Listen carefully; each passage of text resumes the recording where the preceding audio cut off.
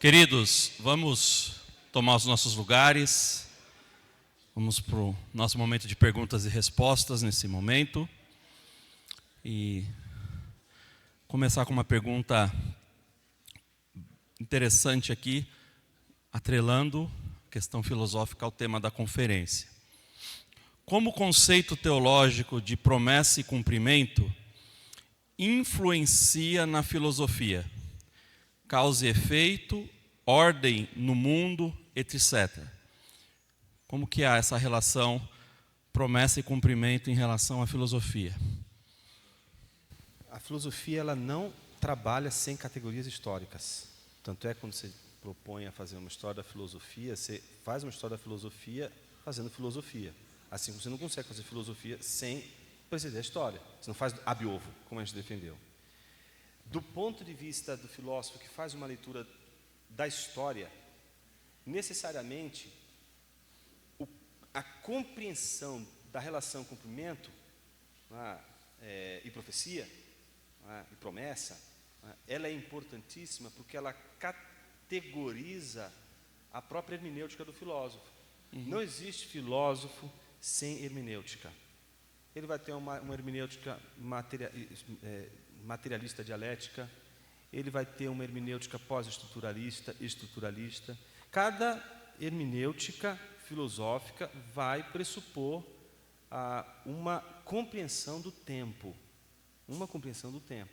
e da história.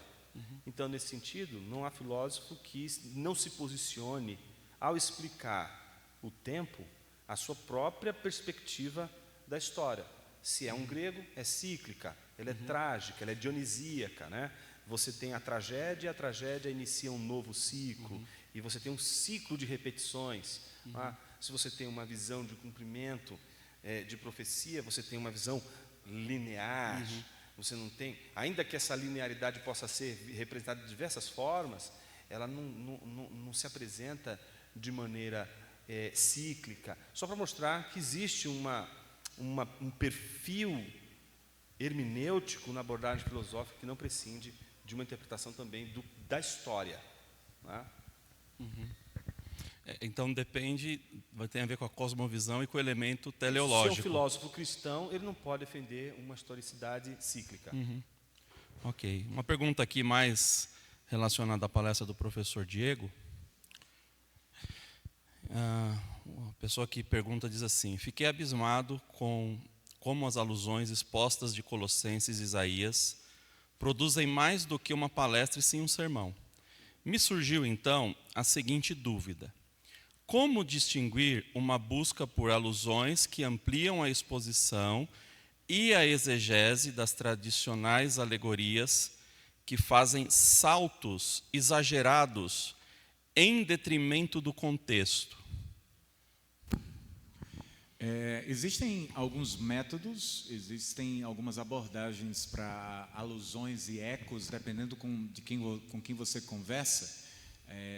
Ele vai fazer uma diferença entre alusão, eco, citação, alusão e eco. A citação é algo direto, como eu falei.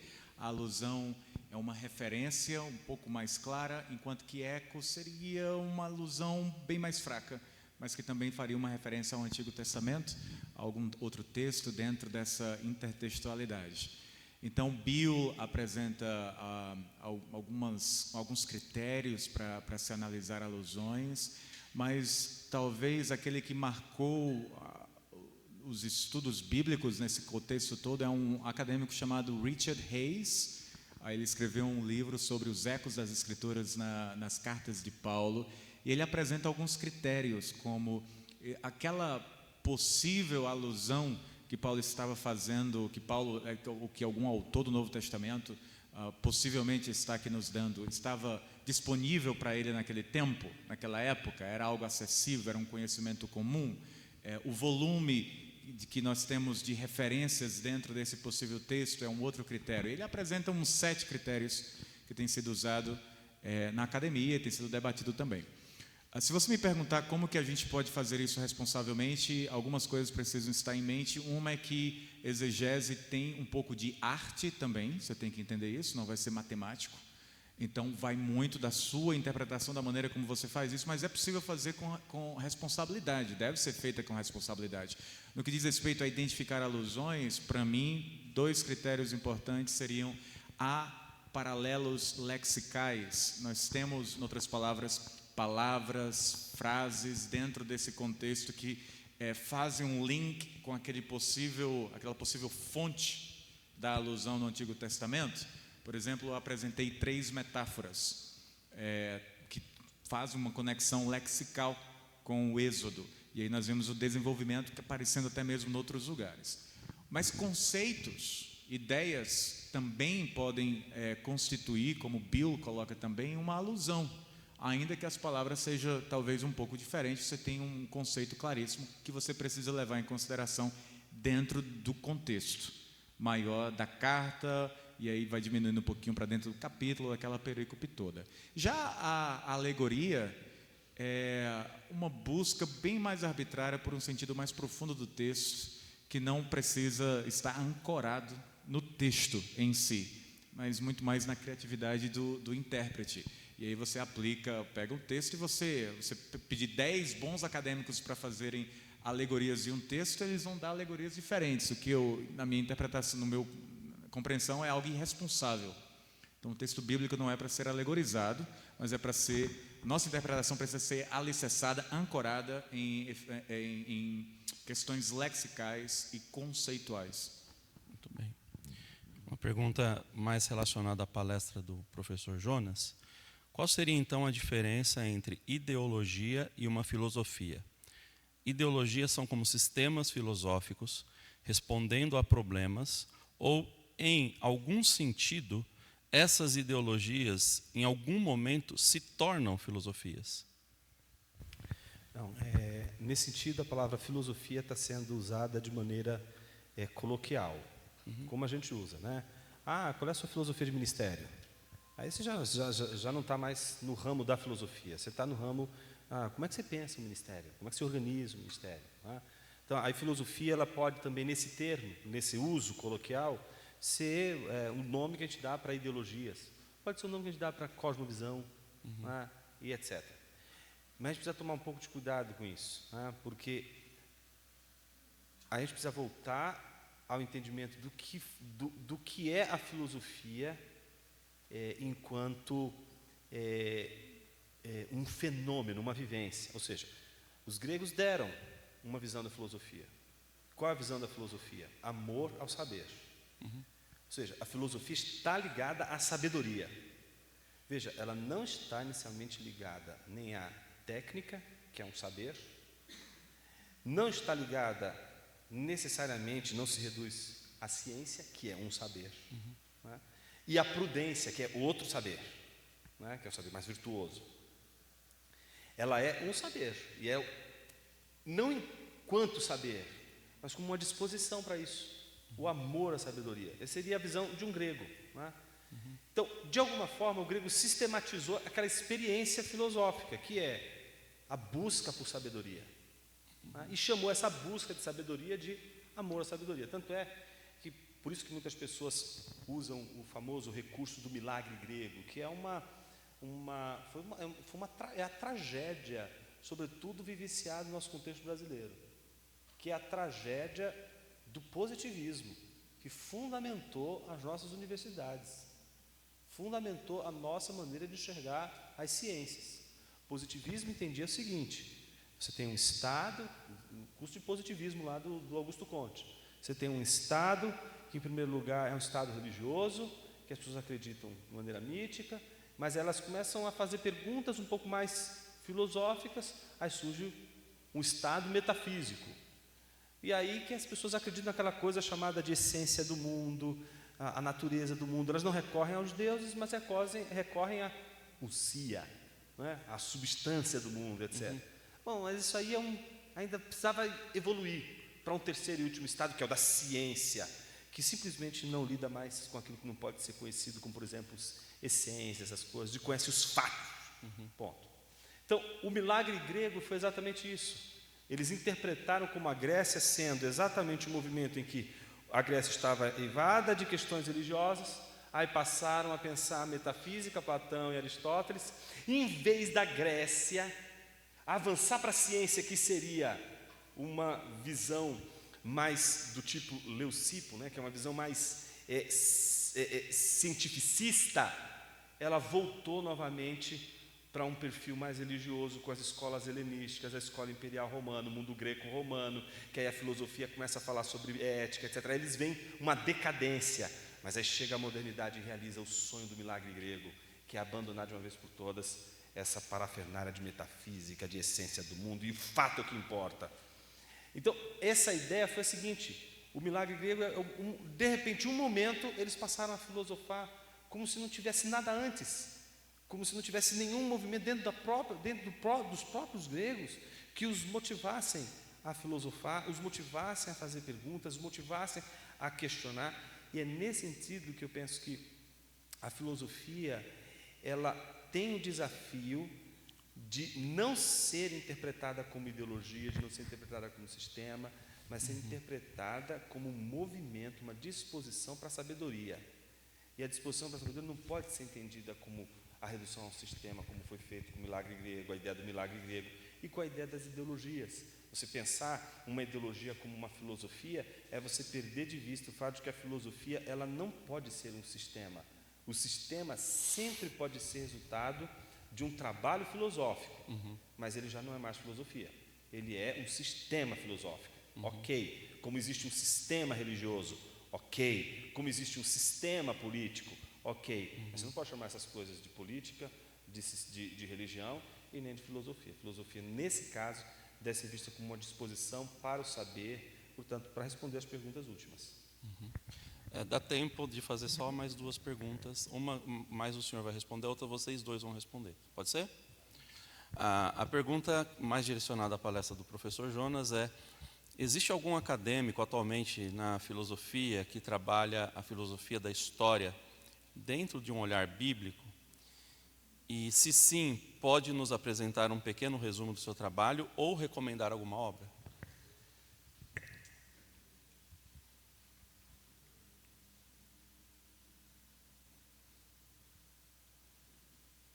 Todas as vezes que a gente pensa assim, né? Como é que eu posso encontrar uma referência para, sobretudo, na filosofia da história, a gente percebe o redemoinho que a gente entrou. Veja, desde o momento em que a modernidade desistiu do mundo e passou a reduzir o conhecimento apenas às nossas representações do mundo, que a gente não consegue desenvolver uma história que trabalhe com a noção de natureza, essência, essas coisas todas. O que você tem, na verdade, são fatos, e o que a história seria? Nada mais, nada menos do que, arbitrariamente, a seleção que historiadores fazem e dão ali a sua interpretação. Por isso, toda a história, ela passa pelo princípio da desvalorização, ou transvaloração dos valores, como Nietzsche dizia. Por isso, Nietzsche vai ser o grande fundamento de todo o historicismo do ponto de vista popular mesmo. Né? Quando você me pergunta por uma referência, é claro que, marginalmente, a gente vai ter referências. A gente pode ter tanto a referência de um católico como, por exemplo, o Eric Voegelin, que é um autor que ele poderia seguir num livro chamado Ordem e História, apresentar para a gente uma filosofia da história que tem ali um comprometimento com essa noção de ordem, pressupõe a ordem. Tá? Como a gente pode encontrar outros filósofos que são marginais. Quando eu digo marginais, você não vai encontrar esses filósofos, é diferente. O Voegelin, ele não teve o mesmo, eu diria assim, o mesmo impacto que outros tiveram no seu tempo, justamente porque está propondo coisas que não são defendidas no contexto moderno. Doiverd, ele tem uma filosofia da história muito interessante. Ele vai apresentar uma linha de raciocínio muito interessante para a história e que vai, de alguma forma, dialogar com o positivismo, mas, de alguma forma, também vai fazer resistência. A gente tem aí dois nomes, né? Um para citar, né? De um lado um protestante, do outro lado um católico. Tem até um livro interessante que compara os dois, as duas propostas. E fora isso, a gente teria os outros historiadores mais do nosso contexto evangélico, o próprio Frame, que vai lançar a história da teologia e da filosofia, tem aí uma proposta, mas, mais uma vez, são marginais. Eu acho que é um trabalho que precisa ser feito. Está aí um caminho para produzir, né? Tudo bem. Pergunta final, aí os dois podem responder, né? Um conselho prático com base no último Êxodo, a gente tem várias implicações práticas como resultado. Por exemplo, Paulo, depois de falar da grandeza de Jesus e do que Deus fez por nós em Cristo, em Colossenses 1, 12 a 22, ele exorta os colossenses a viverem em constante crescimento, Colossenses 2, 6 e 7. Em outras palavras, com base na teologia, o crente deve viver de forma prática.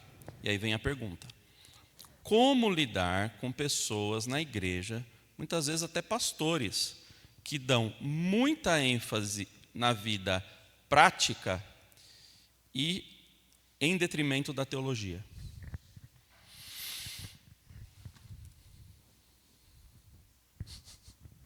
Vai, irmão. Eu acho que tem que Você é começar meu com o irmão. pastor.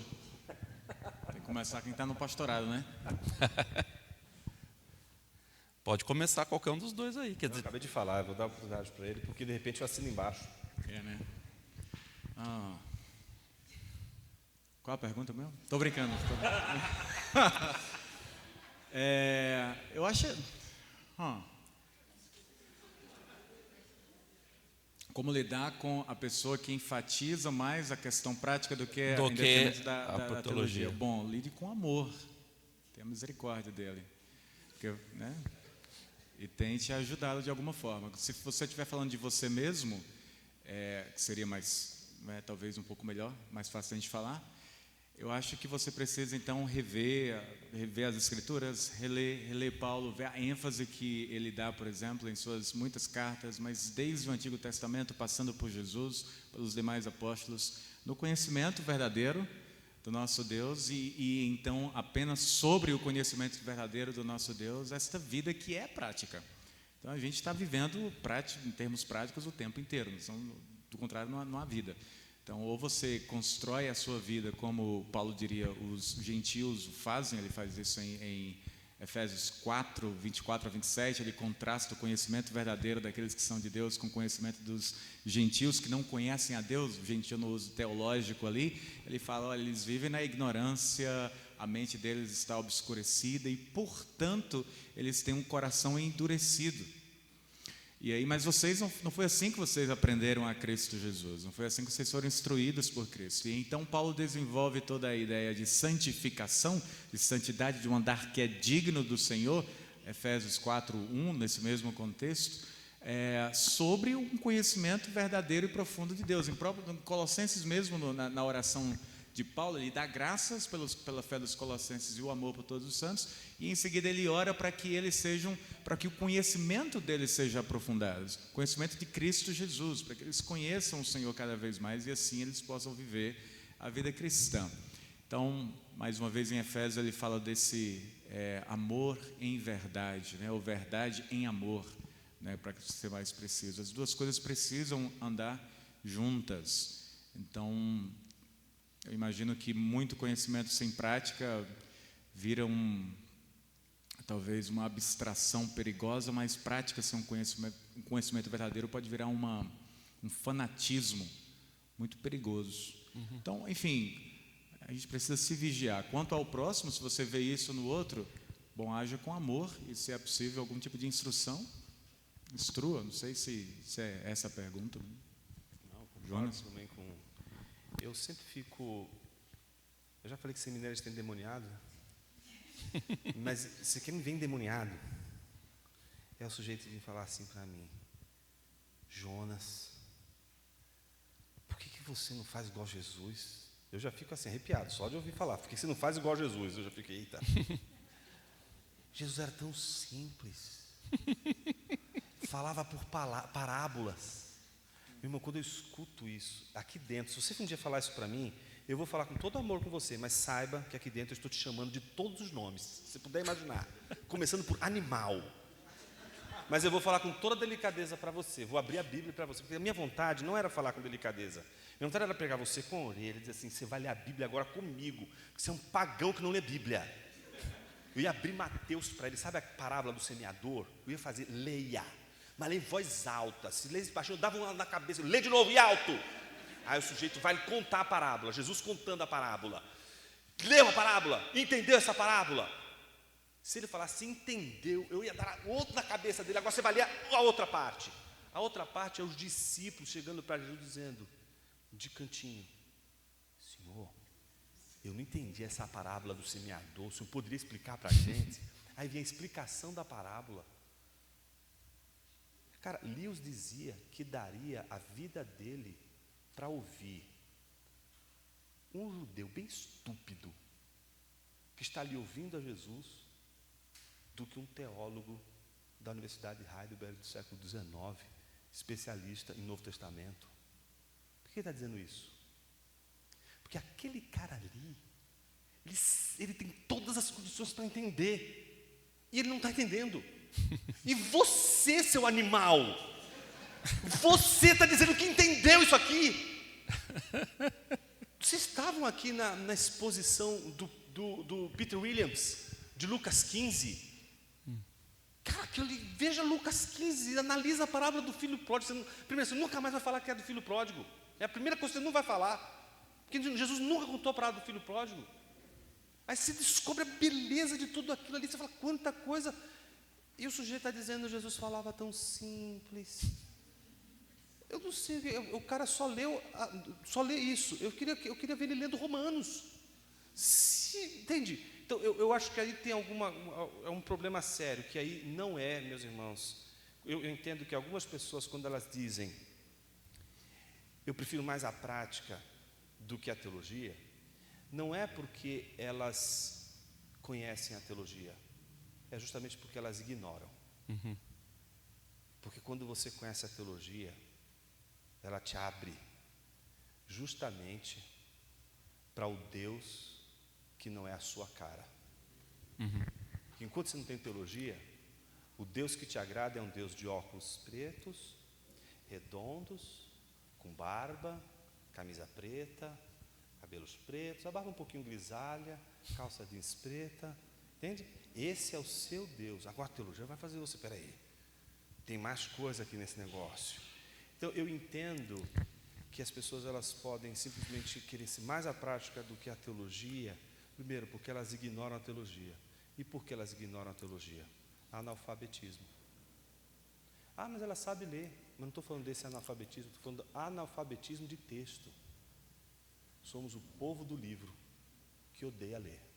Explica isso para mim. Um pastor que gosta de pregar, mas não gosta de ler. Me explica esse fenômeno. Eu acho que é mais fácil explicar o enigma da vida. Eu posso. Você pode agir com amor ou pode fazer isso que o Jonas fez.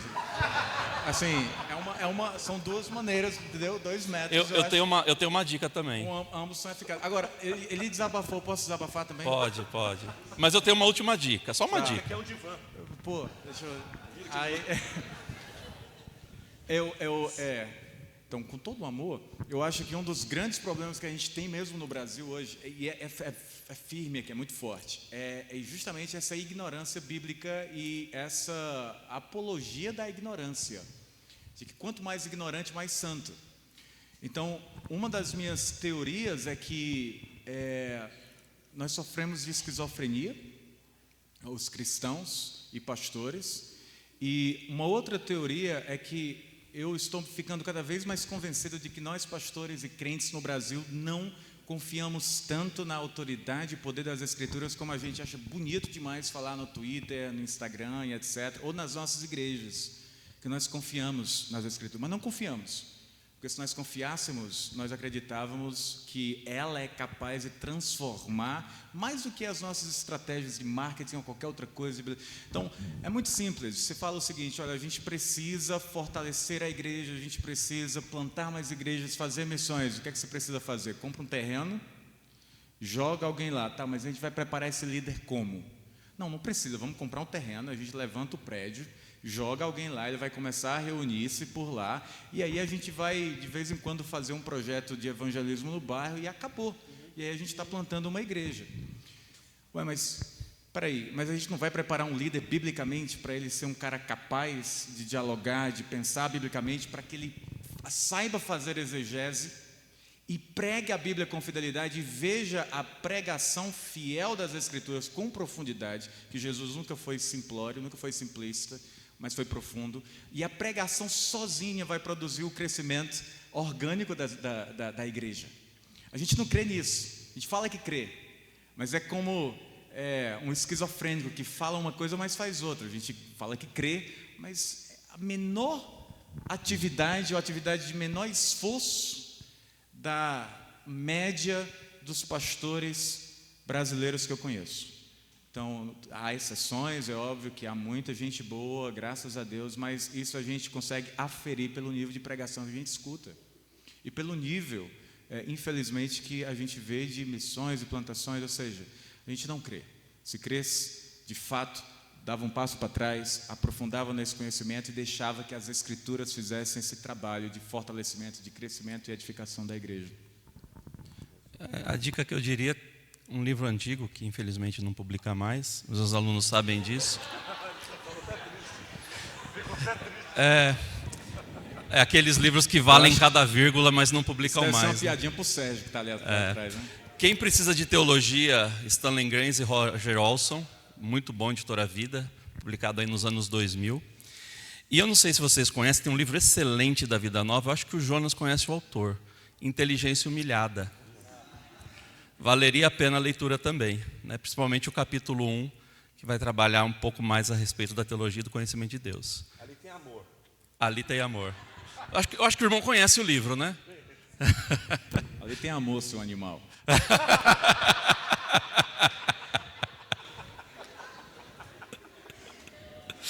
Queridos, depois que eu fui chamado de animal, tenho que dar boa noite a todos vocês. Foi. Deus abençoe a todos.